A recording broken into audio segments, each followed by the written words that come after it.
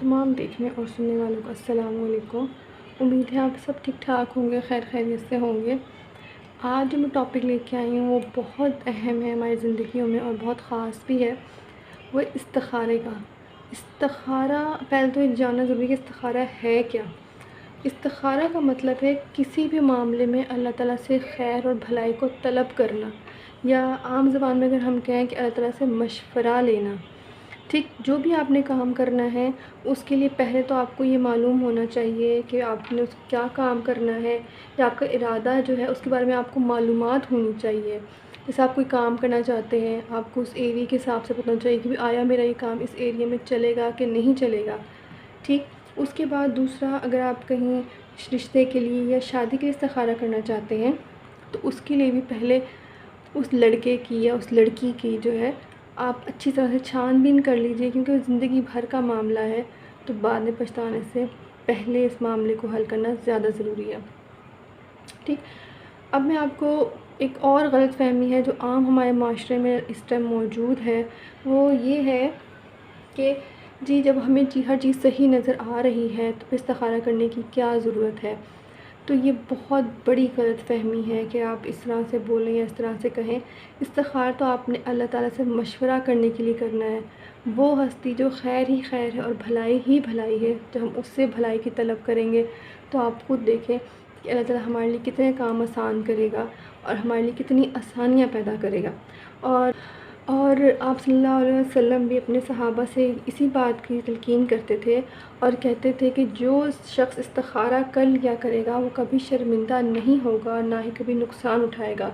और इस्तिखारा करना नेक नियति की अलामत है और इस्तिखारा ना करना बदकिस्मती है।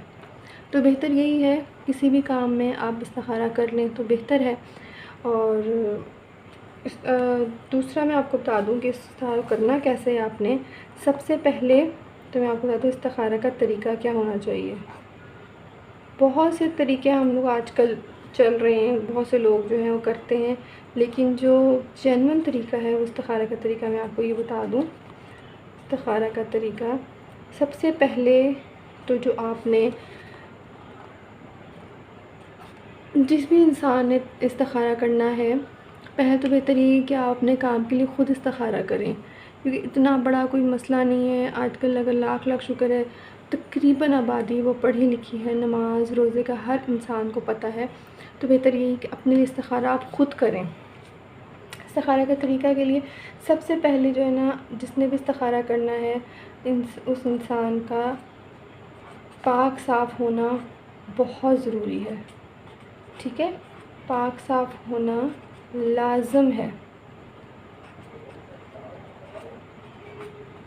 दूसरा, रात को सोने से पहले आपने क्या करना है, रात को सोने से पहले आपने इसको करना है। सोने से पहले आपने 2 रकात पढ़नी है। आपने इस्तिखारा की नीयत से ही 2 रकात पढ़नी है। ठीक है, 2 रकात नफ़िल आपने पढ़ने हैं और आपने नीयत भी इस्तिखारा की नीयत से ही आपने उसको पढ़ना है।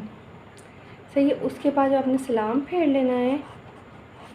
सलाम फेरने के बाद, ठीक, सलाम फेरने के बाद आपने ये दुआ है इसको आपने पढ़ना है।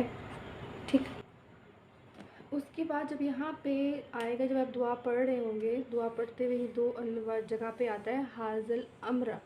ठीक है ना, जब यहाँ जहाँ पे हाज़िल अम्र आएगा, यहाँ पे आपने अपनी हाजत के बारे में सोचना है या उसके बारे में आपने ज़बान से इज़हार करना है। ज़बान से इज़हार कर दो ज़्यादा बेहतर है। तो आप ये दुआ पढ़ लेनी है। उसका आपका तर्जुमा भी आपको बता दूँ, इसका तर्जुमा भी आप इसका जब देखेंगे तो आपको ख़ुद पता चल जाएगा कि इसमें अल्लाह ताला से हमने क्या बात करनी है, अल्लाह से हमने किस चीज़ का मशवरा मांगना है। इस्तिखारा करने से होगा ये, जो भी आपने काम करना होगा उसमें अल्लाह ताला आपके लिए आसानी पैदा कर देगा। अगर तो वो काम आपके हक़ में, आपकी मईशत में बेहतर होगा तो अल्लाह ताला उसमें आपके लिए आसानियाँ पैदा कर देगा, उस तरफ के आपके रास्ते हमवार कर देगा, आपके दिल में उस चीज़ का यकीन पुख्ता हो जाएगा।